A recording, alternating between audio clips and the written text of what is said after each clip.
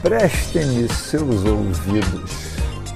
Eu sou o Pi e o meu convite é: vamos pensar?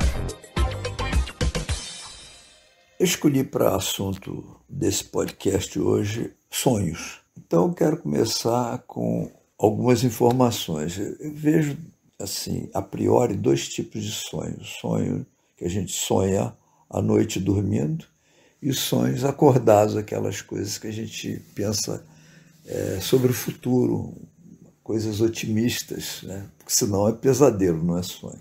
Começando pelos sonhos noturnos, a informação o Freud foi uma pessoa que se debruçou muito sobre essa questão dos sonhos, achando que o sonho expressava uma manifestação do inconsciente, do subconsciente. Ele começou usando a expressão subconsciente e depois passou para inconsciente. Eu gosto mais da ideia do subconsciente, aquilo que está debaixo da consciência, não aquilo que é inconsciente. Porque tem muita coisa inconsciente que não é possível de se atingir. Mas o sonho traz toda uma movimentação emocional da gente. Isso foi a proposta, vamos dizer assim, o ponto de partida do Freud. Antigamente, os gregos, por exemplo, entendiam o sonho como alguma coisa que podia ser interpretada em termos de futuro, do que ia acontecer, como se fossem presságios, né? Sonhos proféticos. E se falava muito antigamente do sonho como uma manifestação assim, de alguma coisa mágica. O Freud limitou o sonho à questão da manifestação do subconsciente. E ele escreveu um livro, Interpretação dos Sonhos, que marcou época, é um livro fundamental para os estudos da psicologia. Esse livro foi publicado em 1900, na virada do século. É um livro muito interessante porque ele detalha vários elementos que constituem o sonho. Ele dizia que era uma manifestação de desejo e até tinha toda uma interpretação de que o pesadelo seria também um tipo de uma manifestação de desejo. Coisas que ficaram muito controversas ao longo do tempo. E ele considerava que era só isso, o sonho. Sempre era isso, que era importante investigar o sonho para ver o que estava sendo, qual era o desejo que estava sendo manifestado naquele sonho.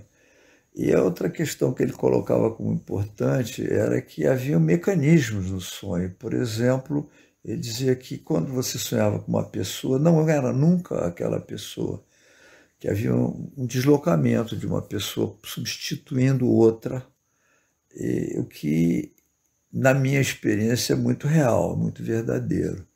Como psicanalista, claro que eu tive que dar muita atenção à questão dos sonhos.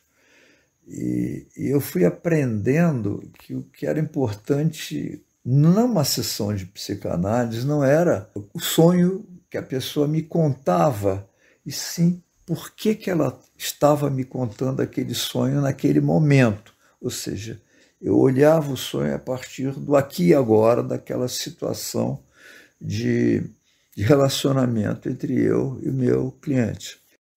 Além disso, a outra questão que eu acho que é relevante é qual era o sentimento que a pessoa estava tendo quando teve aquele sonho. Eu perguntava muito isso. O que você sentiu?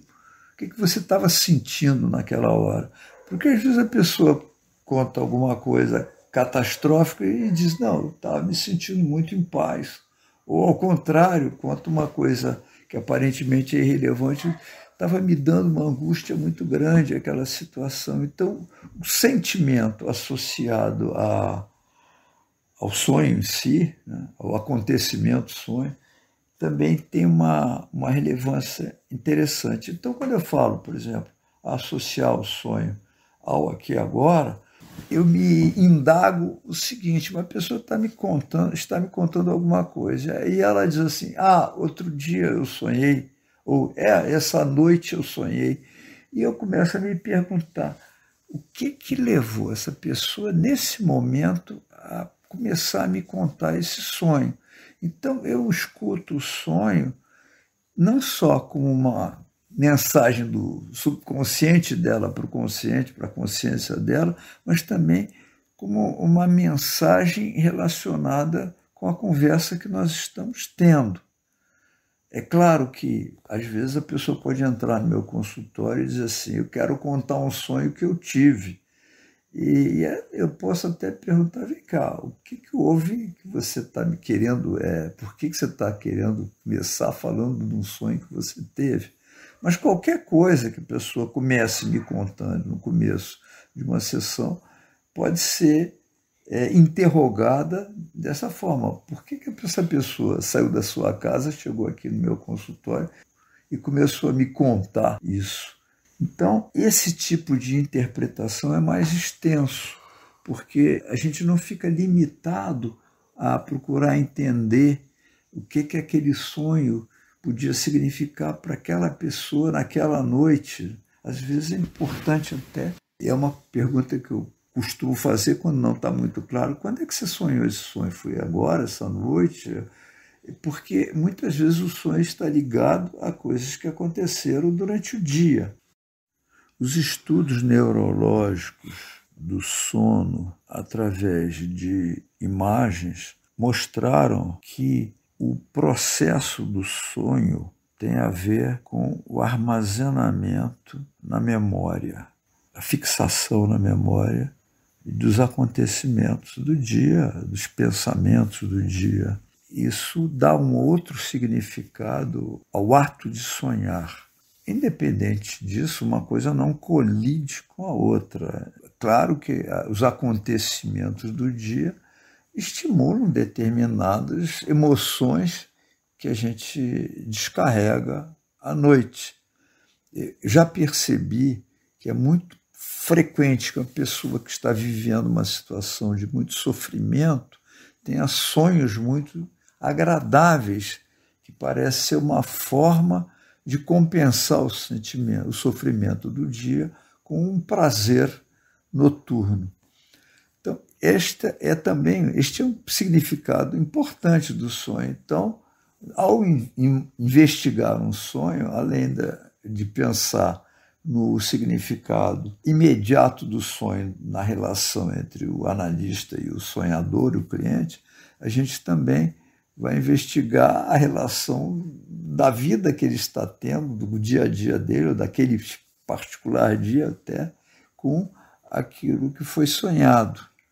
Então, aí, nesse sentido, o sonho mostra uma emoção que precisa, por alguma razão, ser sublinhada. Quer dizer, se a gente tem um sonho que nos desperta raiva, por exemplo, que raiva é essa? Onde é que está sendo vivida essa raiva, ou devia estar sendo vivida e não está sendo? O trabalho de análise tem muito a ver com investigar as emoções. Por que a pessoa está sentindo ou sentiu raiva, medo, uma variada gama de emoções, ansiedade, tristeza. Tudo isso se expressa através dos sonhos. Então, os sonhos têm uma função neurológica e tem também uma função emocional, que é aquela que interessa mais aos psicanalistas. Além disso, eu gostaria de falar também da questão dos nossos sonhos acordados. O que a gente sonha e o que é isso da gente ficar vislumbrando o nosso futuro. Que futuro é esse? Por que a gente articula o futuro através de um sonhar com ele? Eu aprendi na neurolinguística que quando a gente bota um prazo no sonho, o sonho vira um projeto. Não é tão verdade assim, mas é uma boa ideia para a gente começar a pensar sobre os nossos sonhos. Esse sonho tem prazo? Qual é o prazo? Por onde é que a gente começa? Em neurolinguística também eles colocam a questão de imagina quem que você quer ser daqui a 10 anos, o que você vai estar fazendo daqui a 10 anos, qual seria o futuro mais promissor, o que você mais deseja. E aí depois eles falam assim, uma vez se colocando lá, você volta para o dia de hoje e começa a observar, a partir do dia de hoje, o que você fez que conseguiu te colocar naquela posição, naquela situação, ou ser aquela pessoa. É um exercício interessante, mas eu acho que o que mais nesse momento está me chamando a atenção é por que a gente tem que ficar especulando esse futuro. Na minha experiência, o que funciona é o passo a passo. Quer dizer, o que eu estou fazendo hoje, o que eu vou conseguir fazer amanhã, nos próximos dias, nesse próximo período de tempo, uma coisa menos voltada para uma meta, para um resultado final. E eu penso que meta, na verdade, é uma coisa que um gerente tem que fazer para satisfazer o seu diretor, né? Ele tem que cumprir metas e o diretor estabelece metas, e isso pode funcionar muito bem numa indústria. Na vida da gente, cria uma redução, porque os lados ficam perdidos. O que eu quero dizer, os lados ficam perdidos? É como se você dissesse, eu vou daqui até lá e não vou olhar para o que tem à minha volta, para a paisagem, para o que está à minha esquerda, para o que está à minha direita, eu vou olhar só para frente. Então, eu acho que a gente perde quando a gente estabelece uma meta. Eu sugiro que a gente troque meta por rumo. Eu estou seguindo um rumo. Na juventude, isso é o que ocorre. Está dentro de um colégio e tem aquele rumo. A gente sabe que o ano que vem a gente vai estar no ano seguinte, lá, sexta série, sétima série, né? Tem um rumo. E aquela trilha vai até a conclusão do segundo grau. Aí a gente vai buscar um outro rumo.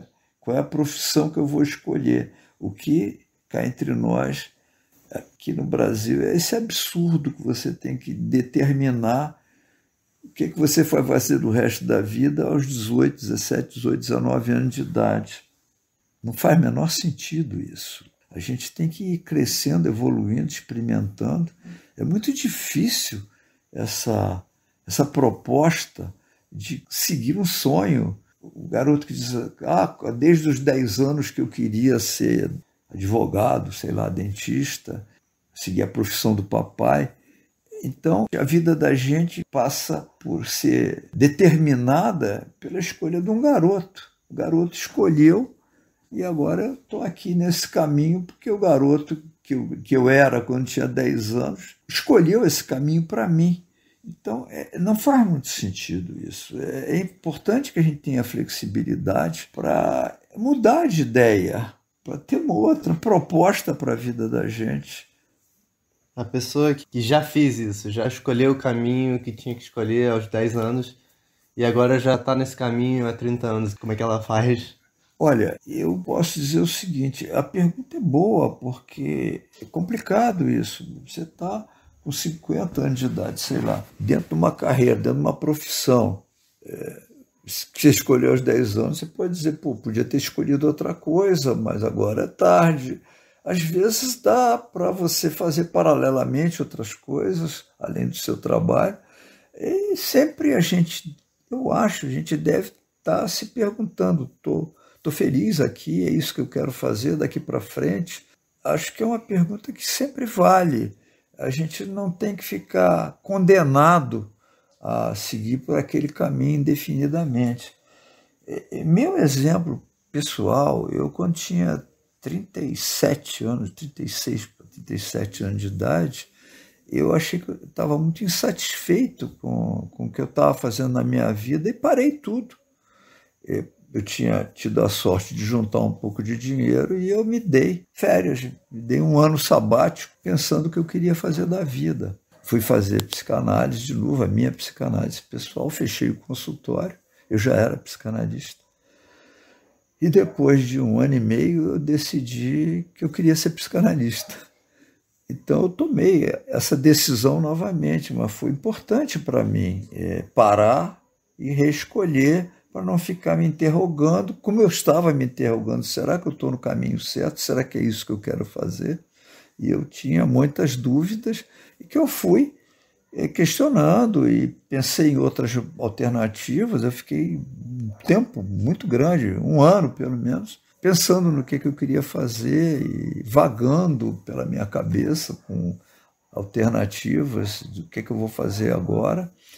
E foi muito bom para mim ter escolhido essa profissão, como eu podia ter escolhido outra. Eu tinha confiança de que eu era capaz de fazer, de seguir outro caminho se eu quisesse. Enfim, calhou que eu escolhi de novo a mesma profissão e fiquei satisfeito com ela. Mas sempre me perguntando, é isso que eu quero, é isso que eu quero. Houve um momento da minha vida que eu resolvi dedicar uma parte do meu tempo para uma outra atividade, porque eu achei que aquilo ia me complementar. Aliás, por falar nisso, eu acho que o ideal é a gente poder ter um trabalho que nos permita fazer outras coisas na vida, ter um hobby importante. Eu acho que a gente deve procurar exercer a nossa habilidade artística. Eu vejo isso como relevante. Arte, para mim, é uma comunicação de espírito para espírito. Quer dizer, nós temos nosso corpo, a nossa mente, tem um espírito também, que é alguma coisa mais imaterial e que está muito expresso não só na habilidade artística, no fazer arte, como também no apreciar a arte. A arte gera emoção, muita emoção, não só em quem faz, como também em quem está apreciando a arte. Eu estou falando de uma maneira geral, música, pintura, artes plásticas, literatura, poesia. Acho que são coisas importantes, relevantes. E não é só isso. O esporte também pode ser uma arte. O futebol, eles falam muito disso, como esporte, como uma arte, como o balé, uma arte, como... me lembro de ver uma entrevista do Baryshnikov, grande bailarino russo, que ele dizia que ele ficava estarrecido com a arte do jogador de basquetebol. Ele dizia, o que eu faço, meus passos, é tudo coreografado, aquilo é estudado antes, praticado, exercitado, repetido.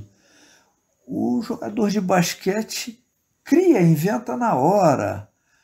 É interessante isso, né? Claro que o jogador de basquete desenvolveu toda uma habilidade, tem exercício, preparou a musculatura para isso, como o bailarino também, né? E como o músico, por exemplo, tem um músico clássico que bota uma partitura na sua frente, toca aquela partitura e ele se exercita e trabalha as filigranas dentro daquela partitura. E tem o jazzista, que senta na frente do piano e começa a produzir arte.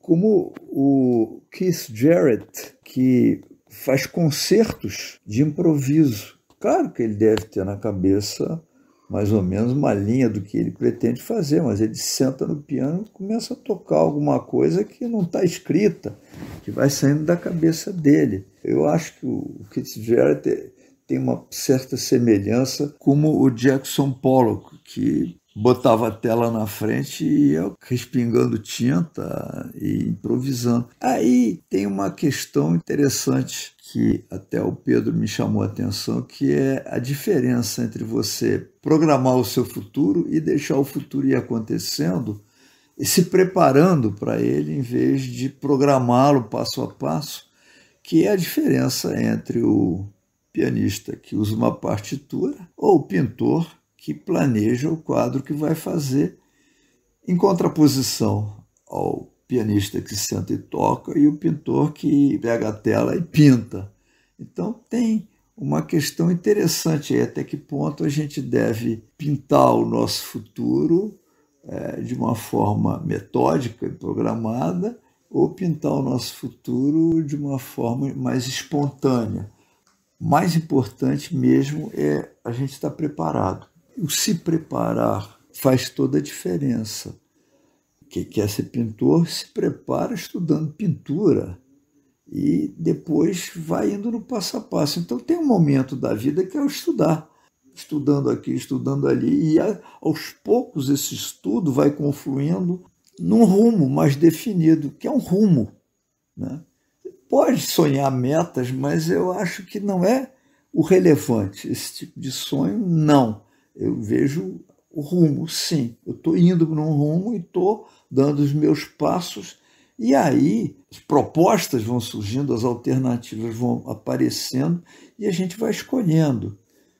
E aí, na hora de escolher o caminho, que não é bem o rumo é lá, o caminho é aqui, né? É por aqui ou por ali. Eu acho que na hora de escolher o caminho, volto a dizer, eu lembro de 2 conselhos, vamos dizer assim. Um é o do Robert Frost, poeta americano do meio do século XX, que fez um poema que ficou célebre, famoso, Caminho Menos Percorrido, no qual ele diz que depois de estar no meio da floresta, encontrou uma bifurcação e tinha que escolher um caminho. Ele acabou optando pelo caminho menos percorrido, o caminho que estava mais cheio de mato. E ele termina dizendo isso fez toda a diferença. E o outro é um conselho do Dom Juan, bruxo mexicano, cujas histórias foram contadas pelo Carlos Castaneda. E o Castaneda dizia que o bruxo Dom Juan disse para ele: nenhum caminho faz nenhum sentido, nenhum caminho leva a lugar nenhum. Então, escolha um caminho que tenha coração. Essa é também um conselho relevante, um caminho menos percorrido, um caminho que tenha coração. E aí a gente substitui o sonho por uma caminhada, olhando para os lados e saboreando a vida. Acho que é o suficiente por hoje. A gente depois pode, no domingo, na minha live, 18h, conversar sobre essas questões que eu coloquei aqui, sobre sonhos, caminhos, futuro, psicanálise, etc. Quem quiser fazer algum comentário, fazer uma sugestão ou mesmo uma pergunta, enfim, quiser se manifestar, eu agradeço as manifestações, são sempre bem-vindas. Escrevam no meu Facebook, no meu Instagram, ou mande uma mensagem pelo meu WhatsApp do celular. Muito obrigado e até domingo.